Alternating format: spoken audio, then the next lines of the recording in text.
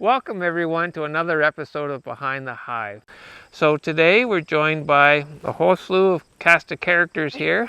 We've got Freddy back from Germany. He wants to take a look at how the season has progressed. We've got Phoebe Snyder from North Carolina, and Tom will be introducing her.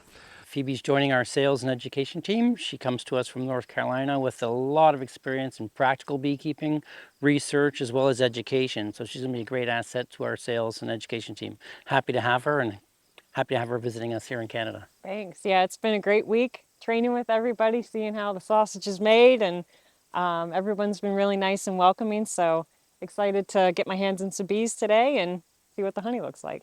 So I'll walk you through a little bit what's in the yard now. I was here on Friday. Today it's Monday.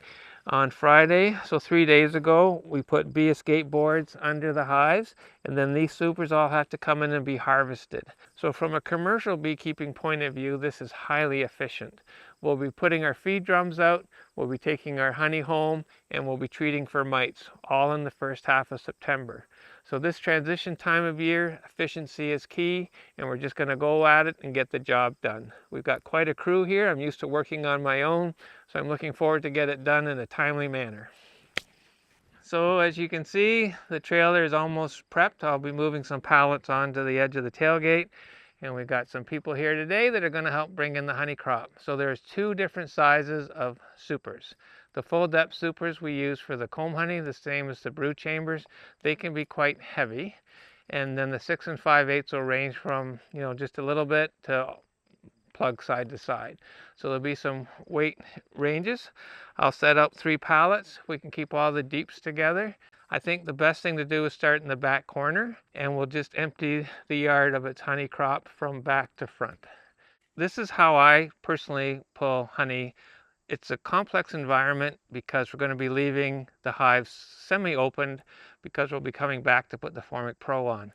So one thing that I like to do to avoid tripping over things is to work from the back of the yard to the front, so that when I'm carrying everything to the trailer, I'm not tripping over equipment I've scattered through the yard. The other thing is I don't like to bend over to the ground too much. So where possible, I lean things up against the colony. So for example, this hive, I drive back the guards just with a quick puff of smoke, take off the cover, and I'll just lean it against the back of the colony so it's just below the bee escape board. So it's just sort of tucked out of the way. I'm not going to trip over it. And then we see if the bees all left. Oh, that looks pretty good. The bee escapes appear to have worked.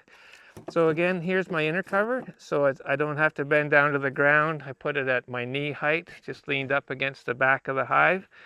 And then I'm ready to start pulling. Now the top box here, there's not much in here, but when we take it back, you can see there's just a little bit. They're just starting to cap it.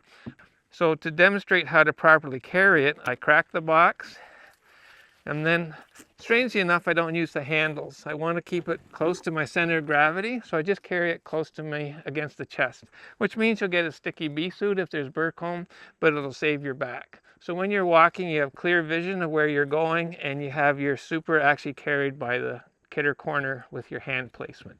And it just, if you're holding it like this and it's full of honey, that's a very awkward hard on you. But if you just hold it up close to your body like this, and when you set it down, flex your knees slightly and place it on the pallet. Ready? Do you do things differently in your Do it outfit? just about the very same way. Use the center of gravity of the body and hold it by the corners. I mean, after you've been doing this for a little while, sometimes gloves can get full of honey and handholds slip very quickly. That's true. The other thing you got to make sure is that you put the top bars towards your body, not the bottom bars, or else you can actually dump your load right in front of you and then trip over it. And I have done that as well. Phoebe, any comments? I like your back saving tip. I think I'm still a little young and reckless, so I'm still throwing my supers around like I got plenty of years on my back. So I'll definitely take that back to North Carolina with me. Yeah.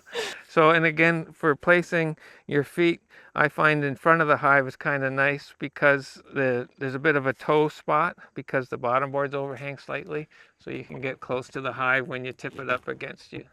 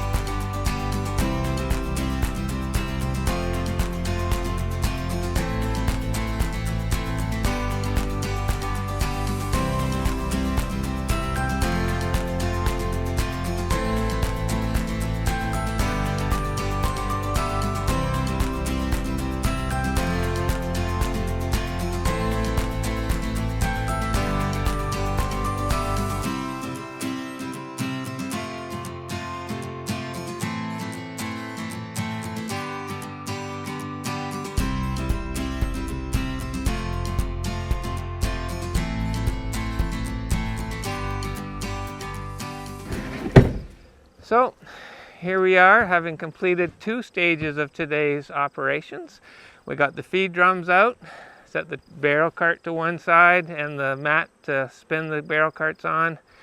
Then the whole crew went through, and you can see the yard looks quite different. It's always sort of, this is the harvest time, but also the end of opportunity of the year, and we have to accept whatever Mother Nature's given us.